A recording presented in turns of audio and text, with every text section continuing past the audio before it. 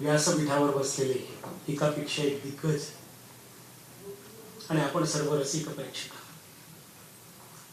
Master Dinanath स्मृती प्रतिष्ठानचा मी खरोखरच आभारी आहे, कारण तुम्हाला पारितोषिक मिळणं महत्वाचं असतंच, पण ते केव्हा मिळतं हे जास्त महत्वाचं असतं. आणि मी मंगेशकर कुटुंबाचा अत्यंत आभारी आहे. मी एक त्यांचा फॅन आहे वगैरे, आपण असे खोटे शब्द नको वापरूया, कारण लहानपणापासून जे काय संगीत ऐकलं ते फक्त त्यांचंच ऐकलं. म्हणजे सगळ्यात जास्त संगीत जे ऐकलं ते त्यांचंच ऐकलं.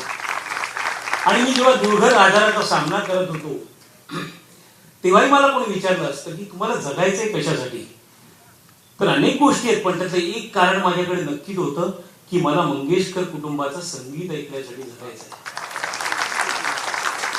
कारण मला आजारातून बाहेर काढण्यात त्या संगीताचा खूप खूप खूप मोठा सहभाग आहे.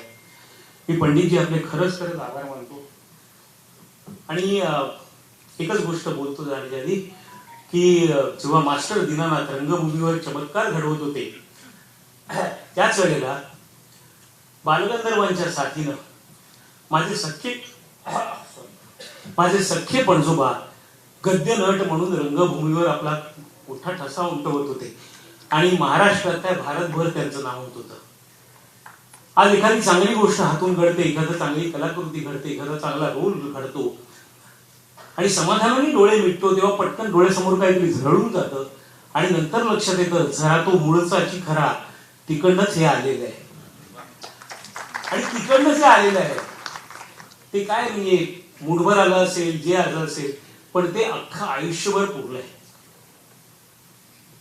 माझ्या सख्या पणजोबांना मी हा पुरस्कार समर्पित करतो, ज्यांचं नाव आहे नटवरे गणपतराव पुढस. धन्यवाद.